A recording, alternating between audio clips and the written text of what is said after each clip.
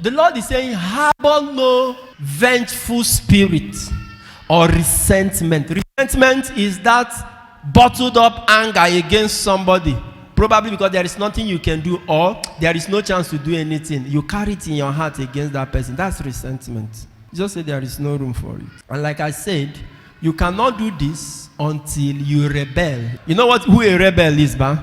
Until you rebel against the base instincts that operate in our human nature. All of us. You must move from living according to the human inclinations. Romans chapter 8, from verse 2. Read it. Say, those who live according to the flesh tend towards the flesh. But those who live according to the Spirit tend towards what? The Spirit. Say, the flesh has nothing to look forward to except death. But the Spirit to life. It's transformation. That is what makes you specifically different from other human beings. You have heard how it was said in the past, but I'm saying to you, if you go to Romans chapter 12, St. Paul, I think I will read that one. Romans chapter 12, St. Paul reiterates it from verse 9. He said, let love be genuine, hate what is evil, hold fast to what is good.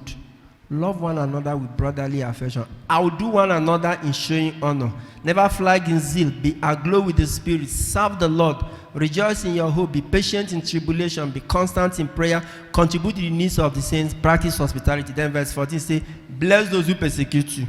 Bless and do not curse them. Rejoice with those who rejoice. Weep with those who weep. Live in harmony with one another. Do not be haughty, but associate with the lowly. Never be conceited. Repay no one evil for evil. Jesus said, if they force you to go 1 mile, go 2. In other words, do not even insist on your rights too much. You have heard yourself said in the past, you will love your neighbor and hate your enemy. But I say to you, love your enemies. And pray for those who persecute you. For if you love only those who love you and all that, are you different from the Gentiles? Love your enemies and pray for those who persecute you, so that you may be sons of your Father who is in heaven. For he makes his sun rise on the evil and the good. Okay, so let's say God is the cause of all the problems in this world. He makes his sun rise on the evil and on the good. And they will tell you that your case is different because you're a Christian. The evil that happens to others will not happen to you because you're a Christian. Or good things will only happen to you because you're a Christian and stuff like that. Do not even tax collectors do the same. He makes his rain fall on the just and on the just. That's what holiness is. When I was meditating on this, you know, that shook me and shocked me, perplexed me, and bamboozled me, and flummoxed me. Which other word now? Is that, do you know that after doing all this hard thing, I was expecting Jesus to say, okay, love your enemies. Pray for those who persecute you. So that, as a young girl, you will marry before them. So that the most handsome, God-fearing, richer men will marry you. So that, as a businessman, you'll be richer than those your enemies. So that these your enemies will die after 1 year. Do you know that he did not even attach any material reward to all these things? I will do all these things. There is no material reward attached. He said the only reason you should do this is so that you will be like your Father.